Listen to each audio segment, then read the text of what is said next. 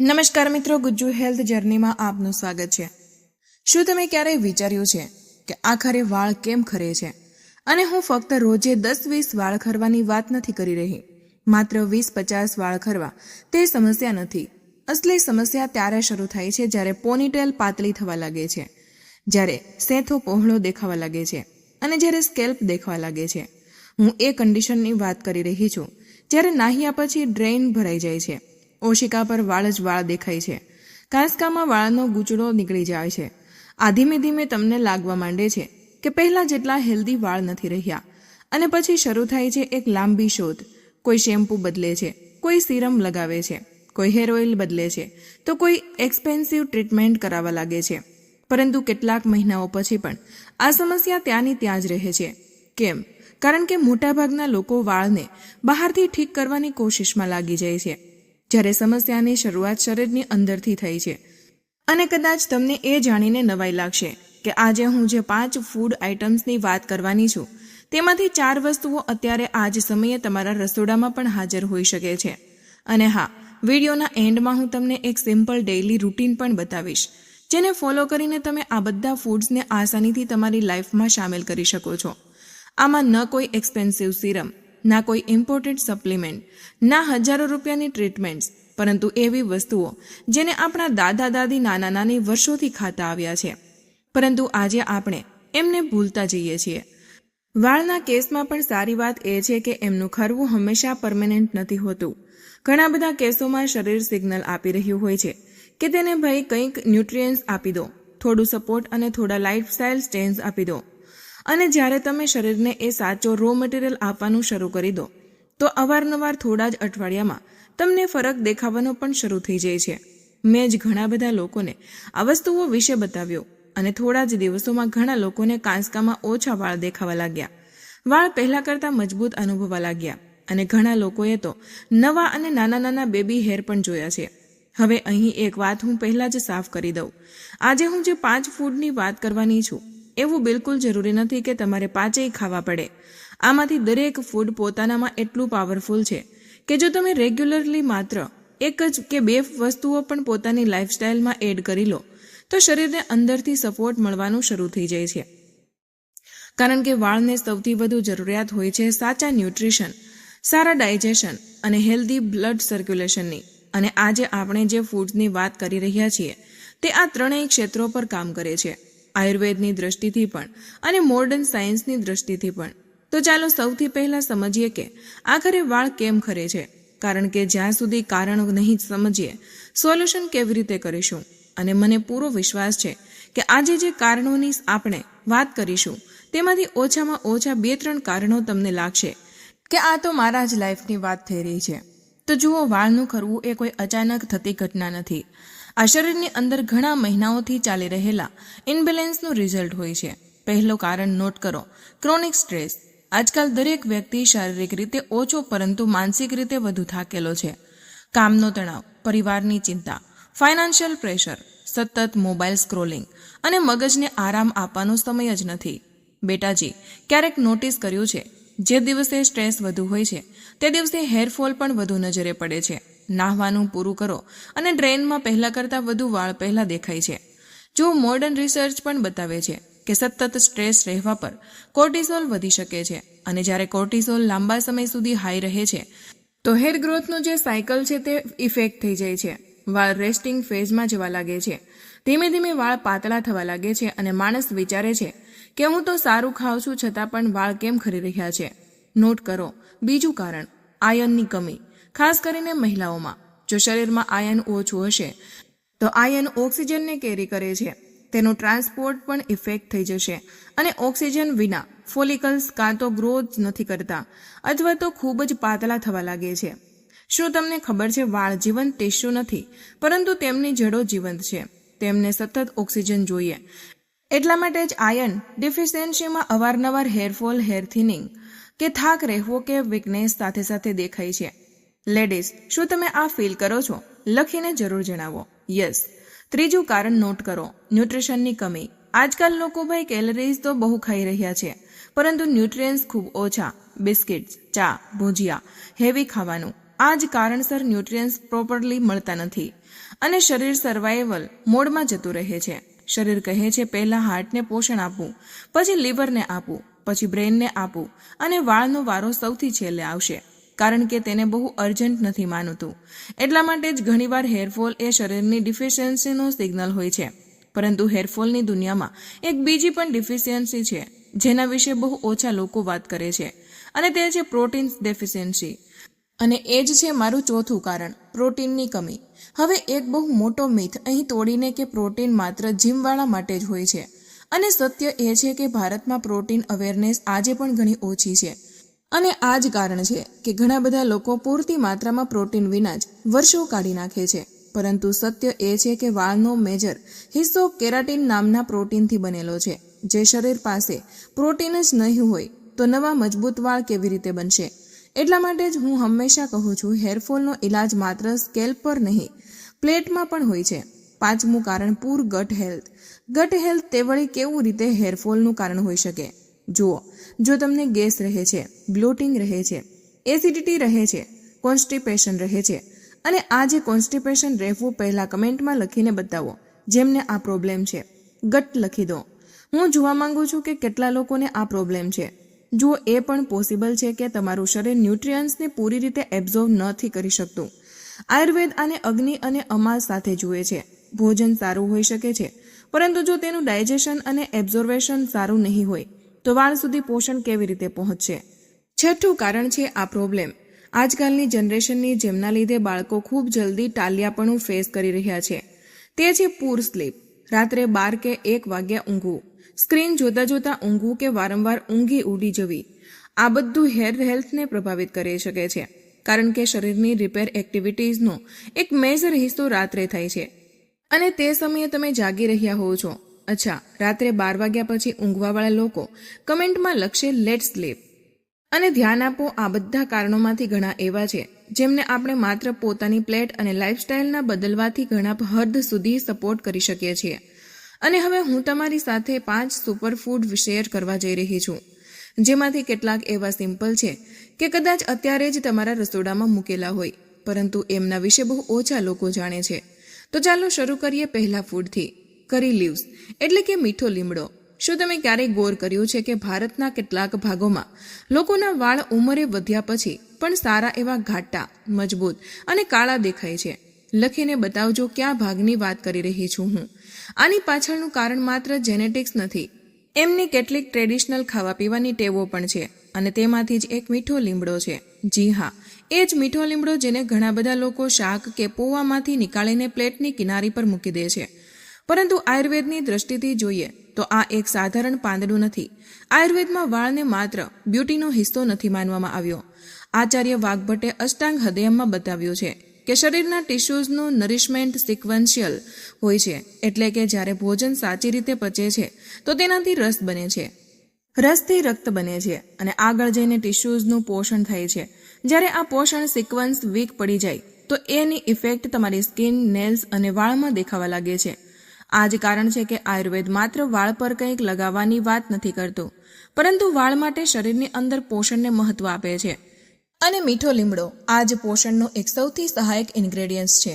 હવે મોડર્ન સાયન્સની વાત કરીએ તો મીઠા લીમડામાં આયર્ન, બીટા કેરોટીન, પોલિફિનોલ્સ અને ઘણા એન્ટીઓક્સિડન્ટ કમ્પાઉન્ડ મળી આવે છે. તમે વારંવાર જોયું હશે કે જે લોકોમાં આયર્નની કમી હોય છે તેમને હેરફોલ, થાક અને કમજોરી જેવી પ્રોબ્લેમ્સ સાથે જ થઈ જાય છે.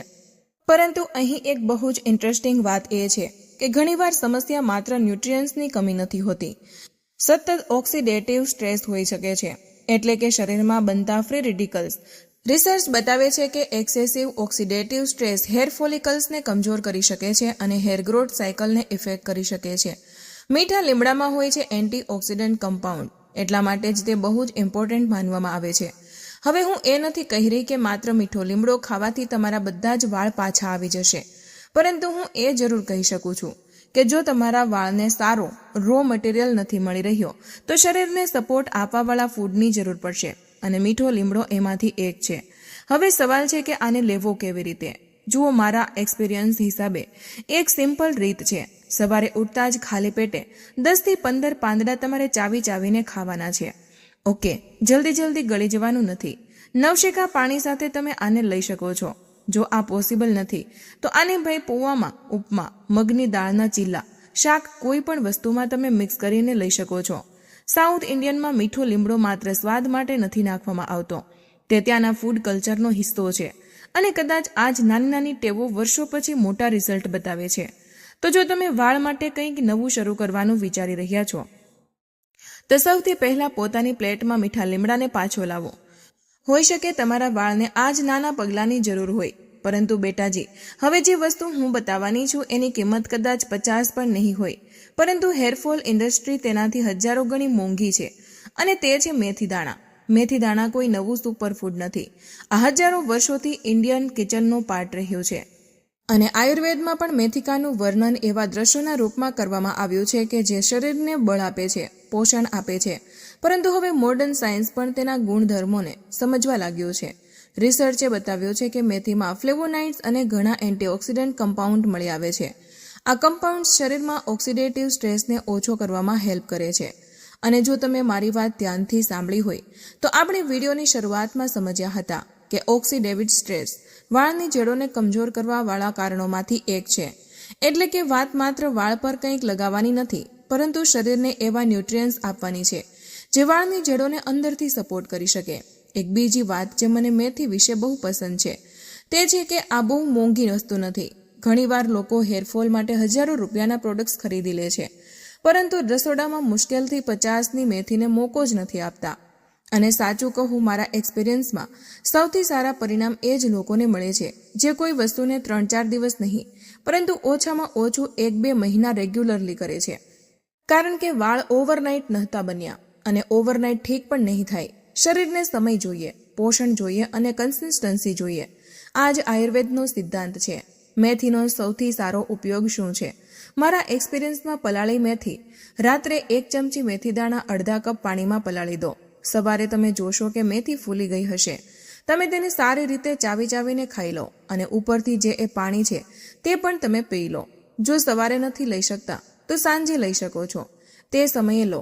અત્યાર સુધી આપણે વાત કરી મીઠો લીમડો અને મેથી દાણાની, પરંતુ જો મારે આખી લિસ્ટમાંથી માત્ર એક વસ્તુ પસંદ કરવી પડે તો કદાચ મારો જવાબ કંઈક અલગ હશે. તે છે આમળા. જી હા, એ જ સાધારણ સામાન્ય આમળા, જેને આપણે અવારનવાર વિટામિન સીનો સોર્સ સમજીને આગળ વધી જઈએ છીએ. પરંતુ આયુર્વેદમાં આમળાનું સ્થાન આનાથી પણ ક્યાંય ઉપર છે. આચાર્ય ચરકે આમળાને શ્રેષ્ઠ રસાયણ દ્રશ્યોમાંથી એક માન્યો છે. સરળ શબ્દોમાં સમજાવું તો રસાયણ એવું પદાર્થ છે જે શરીરને માત્ર ઉર્જા નથી આપતા, પરંતુ તેને ભીતરથી મજબૂત બનાવવામાં મદદ કરે છે અને લાંબા સમય સુધી સ્વાસ્થ્ય જાળવી રાખવામાં હેલ્પ કરે છે. અને કદાચ આ જ કારણ છે આયુર્વેદમાં આમળાનો ઉપયોગ માત્ર વાળ માટે નહીં, પરંતુ કમ્પ્લીટ હેલ્થ માટે કરવામાં આવે છે. હવે એક સવાલ, વાળનું ખરવું શરૂ થતાં પહેલાં શું થાય છે?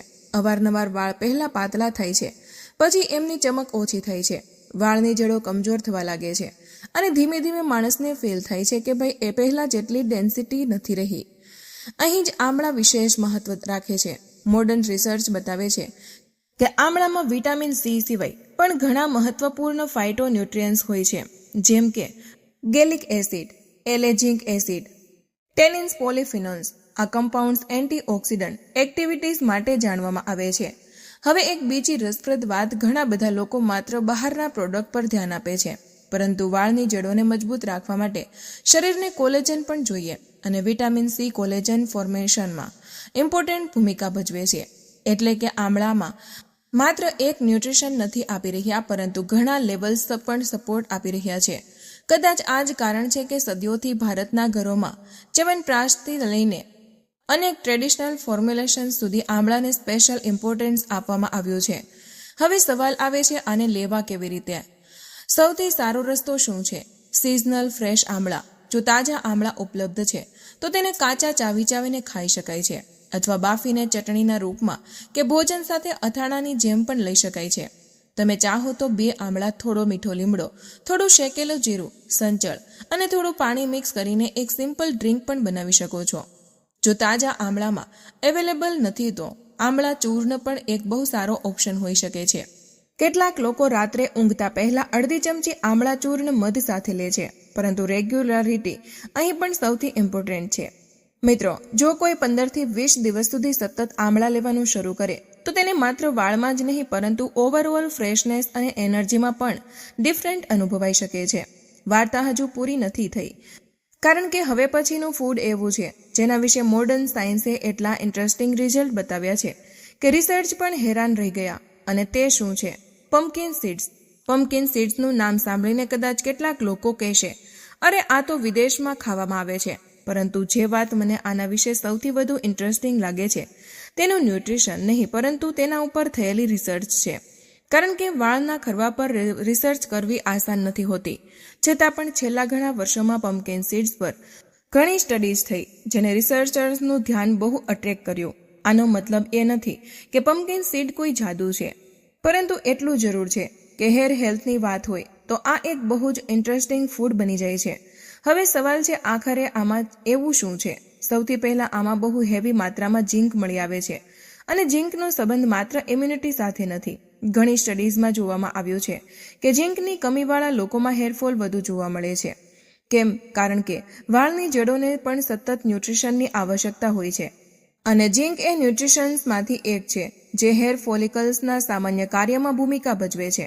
પરંતુ વાર્તા હજુ પણ પૂરી નથી થઈ. પમ્પકિન સીડમાં હેલ્ધી ફેટ્સ, મેગ્નેશિયમ અને પ્લાન્ટ કમ્પાઉન્ડ પણ મળી આવે છે. અને યાદ રાખો, વાળ માત્ર પ્રોટીનથી નથી બનતા, તેમને હેલ્ધી ફેટ્સની પણ જરૂર હોય છે. ઘણા લોકો એટલી લો ફેટ ડાયટ કરવા લાગે છે કે શરીરને જે નેસેસરી છે ફેટી એસિડ્સ છે તે જ નથી મળતા અને આનો પ્રભાવ ધીમે ધીમે તેમની ત્વચા અને તેમના વાળ પર દેખાવા લાગે છે. હવે આયુર્વેદની દ્રષ્ટિથી જોઈએ તો અત્યંત વૃક્ષતા એટલે કે ડ્રાયનેસ વાયુ વધારે છે અને વધેલો વાયુ અવારનવાર વાળની ક્વોલિટી પર ઇફેક્ટ નાખે છે. આ જ કારણ છે આયુર્વેદ હંમેશા બેલેન્સ અને સ્નિગ્ધ આહારની વાત કરે છે. હવે હું એ કહી રહી છું કે પમ્પકિન સીડ્સ ખાવાની અચાનક વાળ નહીં આવી જાય, પરંતુ હું એ પણ કહી રહી છું કે જો શરીરને ઝીંક, હેલ્ધી ફેટ્સ અને મિનરલ્સની નીડ છે તો આ એક બહુ સારો ફૂડ ઓપ્શન છે અને આ ઇફેક્ટ નાખી શકે છે. હવે સવાલ આવે છે, આમને ખાવામાં કેવી રીતે આવે? જુઓ, સૌથી આસાન રસ્તો શું છે? Roasted pumpkin seed. દિવસમાં કોઈ પણ સમયે 1 થી 2 ચમચી તમે સીડ્સ લો, તેમને તમે રોસ્ટ કરો અને એક નાની વાતનું ધ્યાન રાખો, જો પોસિબલ હોય તો તેમને રોસ્ટ કરીને કે પલાળીને જ ખાઓ, કારણ કે આનાથી આ ખાવામાં પણ શ્રેષ્ઠ લાગે છે અને પચવામાં પણ આસાન હોય છે. તમે આમને સેલેડ પર નાખીને ખાઈ શકો છો, સૂપ પર સ્પ્રિંકલ કરીને પણ લઈ શકો છો, ઇવનિંગ સ્નેક્સની જેમ ખાઈ શકો છો કે પછી પોતાના ટ્રેલ મિક્સમાં સામેલ કરી શકો છો. અને સાચું કહું, સાંજના સમયે ચિપ્સ બિસ્કિટ ખાવા કરતાં બેટર આઈડિયાઝ છે આમને લેવા. હવે હું તમને જે ફૂડ વિશે બતાવવા જઈ રહી છું તે સાંભળીને કદાચ કેટલાક લોકો થોડા નિરાશ પણ થઈ જાય, કારણ કે આમાં કોઈ ફેન્સી નામ નથી, આ કોઈ ઇમ્પોર્ટન્ટ સુપર ફૂડ નથી, ના તો હજારો રૂપિયામાં મળતું કોઈ સપ્લિમેન્ટ. આ તો વર્ષોથી આપણા રસોડામાં હોય છે, પરંતુ ઘણીવાર સૌથી સાધારણ વસ્તુઓ જ સૌથી અસાધારણ પરિણામ આપે છે. શું છે તે? મગની દાળ. કારણ કે આ એક ફેન્સી નામ નથી, કોઈ ઇમ્પોર્ટન્ટ સુપર ફૂડ નથી અને હજારો રૂપિયામાં નથી મળી રહ્યું. આ તો વર્ષોથી આપણા રસોડામાં બનાવવામાં આવી રહ્યું છે. હવે તમે વિચારી રહ્યા હશો કે વાળ અને મગની દાળનો શું રિલેશન છે? તો ચાલો આને સમજીએ. જ્યારે પણ વાળ માટે લોકો ફૂડ શોધે છે તો તેમનું ધ્યાન અવારનવાર રેર ફ્રૂટ્સ, એક્સપેન્સિવ સપ્લિમેન્ટ્સ કે પછી જે ફોરેન સુપરફૂડ હોય છે તેના પર જાય છે. પરંતુ આપણી ટ્રેડિશનલ ઇન્ડિયન થાળીમાં એવી વસ્તુઓ હાજર છે જે શરીરને બહુ ઊંડાણથી સપોર્ટ કરે છે અને મગ દાળ એમાંથી એક છે. આયુર્વેદમાં મગને સૌથી શ્રેષ્ઠ દાણો ગણવામાં આવ્યો છે. આચાર્ય ચરકે પણ મગનો જ ઉલ્લેખ કર્યો છે એવા આહારના રૂપમાં જે શરીરને પોષણ આપે છે અને અપેક્ષાકૃત આસાનીથી પચે છે. આ જ કારણ છે બીમારી પછી રિકવરીમાં કે ઉપવાસ પછી અને ઘણી આયુર્વેદિક આહાર પ્લાનિંગ જે કરવામાં આવે છે તેમાં મગની દાળનું વિશેષ સ્થાન હોય છે. હવે એક વાત સમજો, જ્યારે વાળ કમજોર થવા લાગે છે તો માત્ર વાળ જ કમજોર નથી થઈ રહ્યા હોતા. ઘણીવાર વ્યક્તિને સામે એ પણ અનુભવાય છે કે તે જલ્દી થાકી રહ્યો છે, શરીરમાં કમજોરી છે, એમની સ્કિન પર બહુ ગ્લો કરવાનું બંધ કરી ગઈ છે, નખ કમજોર થઈ ગયા છે, કારણ કે શરીરને ઓવરઓલ સપોર્ટ નથી મળી રહ્યો. અને અહીં જ મગદાળ બહુ ઇમ્પોર્ટન્ટ છે. મોડર્ન ન્યુટ્રિશન અનુસાર મગદાળમાં protein, iron, folate, magnesium, potassium જેવા બધા જ ઇમ્પોર્ટન્ટ ન્યુટ્રિશન હોય છે. પરંતુ મને મગની દાળની સૌથી મોટી ખૂબી શું લાગે છે કે એ માત્ર પોષણ જ નથી આપતી, પરંતુ મેક્સિમમ લોકોને પચવામાં પણ આસાન હોય છે અને આયુર્વેદમાં આ વાત બહુ ઇમ્પોર્ટન્ટ માનવામાં આવી છે, કારણ કે માત્ર ખાવાનું જ પર્યાપ્ત નથી, શરીરને તેનાથી લાભ પણ મળવો જોઈએ. હવે સવાલ એ આવે છે કે આને લેવામાં કેવી રીતે આવે. સૌથી આસાન રસ્તો છે મગદાળની સાધારણ દાળ બનાવો. પરંતુ તમે થોડી વેરાયટી ઈચ્છો છો તો મગની દાળનો ચીલો બનાવી શકો છો. મગદાળની ખીચડી, સ્પ્રાઉટેડ મગ, મગદાળનો સૂપ પણ એક બહુ સારો ઓપ્શન છે.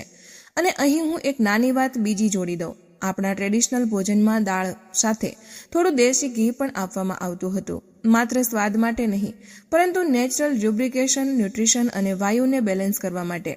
આજે મોડર્ન સાયન્સ પણ કહે છે કે દેશી ઘીમાં વિટામિન A, E અને બહુ બધા ફેટ સોલ્યુબલ ન્યુટ્રિશન મળી આવે છે. એટલા માટે જ જો તમે ઘી સૂટ કરે છે તો મગદાળમાં એક નાની ચમચી ઘી નાખવું બિલકુલ ભૂલતા નહીં. અત્યાર સુધી આપણે 5 એવા સુપરફૂડની વાત કરી જે આયુર્વેદ અને મોડર્ન સાયન્સ બંનેની દ્રષ્ટિથી વાળના સ્વાસ્થ્યને સપોર્ટ કરે છે. પરંતુ હવે સૌથી મહત્વપૂર્ણ સવાલ એ છે કે હું આને મારી દિનચર્યામાં સામેલ કેવી રીતે કરું, કારણ કે જાણકારી ત્યારે જ ઉપયોગી થશે જ્યારે તે તમારી થાળી સુધી પહોંચી જાય. તો હવે હું તમારી સાથે એક એવી સિમ્પલ ડેઇલી રૂટીન શેર કરી રહી છું જે મને યાદ છે. થોડા સમય પહેલા એક લેડીઝે મને મેસેજ કર્યો. તેમનું કહેવું હતું કે એમણે બહુ શેમ્પૂ બદલ્યા, બહુ ઓઇલ ટ્રાય કર્યા, પછી ફરક બિલકુલ ન પડ્યો. પછી મેં એમને આ જ વાળ રૂટીન જે હું અત્યારે તમને શેર કરવાની છું તે બતાવી. બિલીવ મેં થોડા અઠવાડિયા પછી એમને જાતે કહ્યું, ગુરુમાં, પહેલા જેટલા વાળ નથી ખરી રહ્યા, હવે પહેલા કરતાં ઘણો સારો અનુભવ થાય છે. અચીવમેન્ટ નોટ કરો. આ ડેઇલી રૂટીન જે મેં એમને બતાવી હતી, તમારે આ બધું જ એક જ દિવસમાં શરૂ કરવાની પણ જરૂર નથી. ના તો 5 વસ્તુઓ રોજે ખાવાની જરૂર છે, પરંતુ જો ધીમે ધીમે આમાંથી કેટલીક વસ્તુઓ પણ તમે પોતાની લાઇફસ્ટાઇલનો હિસ્સો બનાવી લો તો શરીરને બહુ સારો સપોર્ટ મળી શકે છે. ચાલો સવારથી વાત કરીએ. સવારે ઉઠ્યા પછી, ફ્રેશ થયા પછી 8 થી 10 તાજા મીઠા લીમડાના પાન સારી રીતે નવશેકા પાણી સાથે ચાવીને ખાઈ લો. હવે આના પછી 1 ચમચી પલાળેલી મેથી, તે પણ તમે સારી રીતે ચાવીને ખાઈ શકો છો અને તેનું પાણી તેના પછી પી શકો છો. નાસ્તાની વાત કરીએ. બ્રેકફાસ્ટમાં કોશિશ કરો કંઈક પ્રોટીન રીચ લો. મગની દાળનો ચીલો લઈ લો, પોહા લઈ લો જેમાં બહુ બધો મીઠો લીમડો અને સિંગદાણા નાખેલા હોય, શાકભાજી નાખેલી હોય. દહીં સાથે તમે ટ્રેડિશનલ નાસ્તો જેમ કે ચણાની દાળનું સ્ટફિંગ કરીને રોટલી કે સત્તુની રોટલી આ તમે લઈ શકો છો. બપોરનું ભોજન નોર્મલ ઘરનું ખાવાનું, પરંતુ કોશિશ કરો કે તેમાં મગની દાળ કે ચણાની દાળ કે કોઈ પણ પ્રોટીન રીચ દાળ લો. પરંતુ હોઈ શકે તો ઉપરની 1 ચમચી દેશી ઘી જરૂર નાખવાનું છે. સાંજે જ્યારે ક્રેવિંગ્સ થાય ત્યારે ચિપ્સ બિસ્કિટના બદલે 1-2 ચમચી રોસ્ટેડ પમ્પકિન સીડ્સ લઈ લો. આ બહુ સારો ઓપ્શન છે. રાત્રે ભોજન હલકું રાખો અને ઊંઘતા પહેલા અડધી ચમચી આમળા ચૂર્ણ કે સિઝનમાં જો અવેલેબલ હોય તો તાજા આમળા લઈ શકો છો. જો કોઈ આ રૂટીનને 15 દિવસ પણ ફોલો કરી ગયો તો જોશે કે વાળનું ખરવું ઘણું ઓછું થવા લાગશે. પરંતુ યાદ રહે, માત્ર ફૂડ જ પર્યાપ્ત નથી. જો તમે મોડી રાત સુધી જાગી રહ્યા છો, સતત સ્ટ્રેસમાં છો, દિવસભર બેસી રહો છો, શરીરને પ્રોપર આરામ નથી આપતા, તો માત્ર ફૂડથી પણ ચમત્કાર નહીં થાય. એટલા માટે સફિશિયન્ટ ઊંઘ, રોજે થોડી ફિઝિકલ એક્ટિવિટી જેમ કે યોગ, પ્રાણાયામ, સ્ટ્રેસ મેનેજમેન્ટ કરતા રહ્યા કરો. કારણ કે હેલ્ધી વાળ માત્ર સ્કેલ્પ નહીં, આખી બોડીના બેલેન્સને બતાવે છે. સો આજથી એક કામ કરો. આગામી વખતે જ્યારે તમારા હાથમાં થોડા વાળ આવે તો માત્ર તે વાળને ન જુઓ, એ પણ વિચારો કે કદાચ તમારું શરીર તમારી સાથે કંઈક વાત કરવાની કોશિશ કરી રહ્યું છે. તો મિત્રો, આજનો વિડીયો અહીં પૂર્ણ કરીએ છીએ. માહિતી તમારા દિલને સ્પર્શી હોય તો આ વિડીયોને 1 લાઇક જરૂર કરજો, કારણ કે તમારી 1 લાઇક અમને વધુ મહેનત કરવાની પ્રેરણા આપે છે. આ માહિતીને તમારા સુધી સીમિત ન રાખતા અત્યારે જ તમારા મિત્રો અને પરિવાર સાથે શેર કરો. તમારો એક શેર કોઈ માણસને મુસીબતથી બચાવી શકે છે અને તેમના આશીર્વાદ તમને મળશે. આવા જ બીજા સ્વાસ્થ્યપ્રદ અને અસલી નુસ્ખા મેળવવા માટે અમારી ચેનલને હમણાં જ સબસ્ક્રાઇબ કરો અને બેલ આઇકન દબાવવાનું ભૂલતા નહીં, જેથી કોઈ પણ મહત્વની જાણકારી મિસ ન થાય. તમે કયા શહેરથી આ વિડીયો જોઈ રહ્યા છો તે નીચે કમેન્ટમાં જરૂર જણાવજો. મળીએ એક નવા સ્વાસ્થ્યપ્રદ વિડીયો સાથે. ત્યાં સુધી હસતા રહો, મુસ્કુરાતા રહો અને રોજ જે કંઈક નવું શીખતા રહો, જેથી તમે રહી શકો હંમેશા સ્વસ્થ. ધન્યવાદ.